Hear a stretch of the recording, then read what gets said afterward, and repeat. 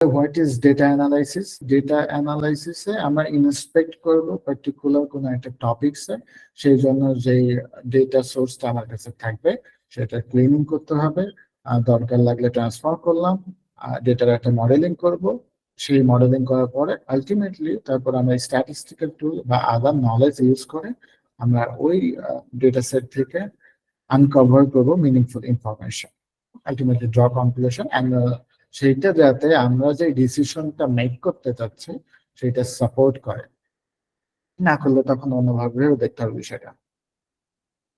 আচ্ছা, তারপর দেখেন ইট involves the application of various techniques methods two extract insight from data. এখন কথা হচ্ছে যে একটা ডেটা সেট থেকে আমি এক্সট্রাক্ট করব ওইটার ইনসাইট, ওই জন্য অবভিয়াসলি বিভিন্ন টেকনিক ইউজ হইতে পারে ডেটার প্যাটার্ন অনুসারে, ডেটার ধরন অনুসারে। তো সেটা তো ক্ষেত্রে ক্ষেত্রে আপনারা দেখবেন, বা আপনারা যখন আলটিমেটলি স্টাডি করতে থাকবেন বা একজন আলটিমেটলি ডেটা অ্যানালিস্ট হবেন, আপনি তখন বুঝতে পারবেন যে আসলে কোন ডেটা সেট থেকে বা কোন সিচুয়েশনে কিভাবে আপনি টেস্টটা রান করবেন বা কি টেকনিক ইউজ করবেন।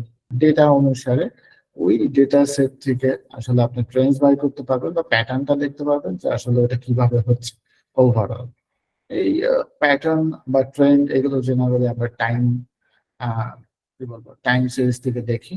আর যদি আমার বর্তমান একদম ডিরেক্ট বিজনেস ডোমেনের থেকে কথা বলি, তাহলে টাইম সিরিজের একদম ভাইটাল একটা উদাহরণ হচ্ছে যে প্রতিদিন আমাদের অবশ্যই কিছু না কিছু প্রোডাক্ট বা ক্যাটাগরি সেল হয়। তো প্রত্যেকটা দিন তাহলে টাইম সিরিজের একটা পার্ট, প্রতি মাস একটা টাইম সিরিজের পার্ট। তার মানে টাইম সিরিজ বা ডে বাই ডে কি পরিমাণ সেল হচ্ছে সেটার প্যাটার্ন আমরা দেখতে পারি বা ট্রেস করতে পারি, সেই অনুসারে প্রেডিকশন করতে পারি, এই আর কি। আচ্ছা, এখন যদি ডেটা অ্যানালাইসিস বিষয়টার কথা বলি, জেনারেলি এটা 7 স্টেপস, হয়তো কমায় বলা যায়, কিন্তু আসলে যেই চিন্তাগুলো করবো মাথায় রাখার জন্য ওভারঅল বললাম যে এই ডেটা অ্যানালাইসিসের জন্য আমরা জেনারেলি 7 স্টেপস ফলো করি। তাহলে দেখেন, আপনাকে যদি একটা ডেটা সেট দেয়া হয় বা একটা প্রবলেম দেয়া হয়, তো সেখান থেকে অবভিয়াসলি যে আপনি অ্যানালাইসিস করবেন আপনার অবজেক্টিভস গুলো, মানে আপনি কি কি বের করতে চান বা কি কি ইনসাইট গুলো আপনি বের করতে চান সেটা হচ্ছে আপনি ডিফাইন করতে হবে। তারপর সেই অনুসারে এই অবজেক্টিভস গুলো সার্ভ করে।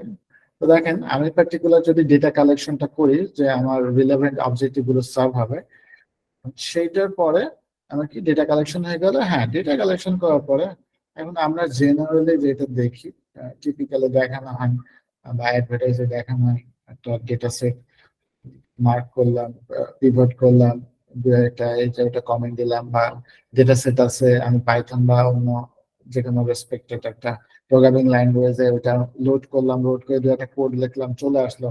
আসলে মানে এইটা কিন্তু প্রপার একটা প্রসেস না। এটা হ্যাঁ, এটা একটা স্ট্যান্ডার্ড প্রসেস। আমি এক্সপেক্ট করতে পারি যে আমার ডেটাটা একদম ঠিকঠাক থাকবে, কিন্তু ইন রিয়েল লাইফ নাও থাকতে পারে। তো সেই ক্ষেত্রে ডেটা ক্লিনিং অ্যান্ড ডেটাটা প্রিপারেশন করাও একটা valuable skill as a data analyst. হ্যাঁ, তো এটাও এই জন্য এখানে ইনক্লুড করা। তারপরে অবভিয়াসলি এক্সপ্লোরেটরি ডেটা অ্যানালাইসিস, বা সংক্ষেপে আমরা ইডিএ বলি। আহ, একটা ডেটা সেট দেওয়ার পরে সেটার উপরে আমরা ইডিএ করি, যে ওই ডেটা সেটকে এক্সপ্লোর করি ডেটা অ্যানালাইসিসের মাধ্যমে, যে ওইখান থেকে কি কি ইনসাইট জেনারেলি আমরা পাবো। তো তারপরে আমরা স্ট্যাটিস্টিক্যাল অ্যানালাইসিস করি আলটিমেটলি সেগুলোকে সাপোর্ট করার জন্য।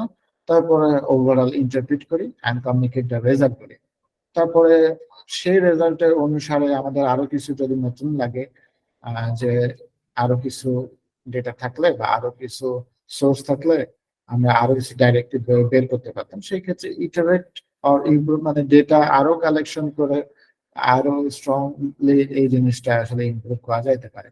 তো এইখানে যদি মোস্ট ইম্পর্টেন্ট বা এরকম কিছু বলার নাই, তবে অবভিয়াসলি আমি সবসময় সবচেয়ে বেশি প্রেফারেন্সেস দিই হচ্ছে number 6, interpret and communicate the result. মানে আপনি যেটাই অ্যানালাইসিস করেন না কেন, সেটা এক লাইন কোড করে হইতে পারে, কোনো কোড না করেও হইতে পারে, কিন্তু যেই ইনসাইটটা আপনি পাইলেন সেটা ইন্টারপ্রিট করার ক্ষমতা আপনার থাকতে হবে। এটা সবচেয়ে বড় গুণ একজন ডেটা অ্যানালিস্ট বা বিআই অ্যানালিস্ট হোয়াট এভার আপনি বলেন, যে কোনো কিছুতে আপনি যখন এই রিলেটেড থাকবেন, আপনার যে স্টেক হোল্ডার বলে তাকে আপনার যে রেজাল্টটা সে জেনারেলি আপনার ব্যাকগ্রাউন্ড হবে না, মানে either non tech or non start background, তাকে আপনার সহজ ভাষায় রেজাল্টটা বুঝাই দিতে হবে যে আলটিমেটলি আমি কি ইনসাইট পেলাম।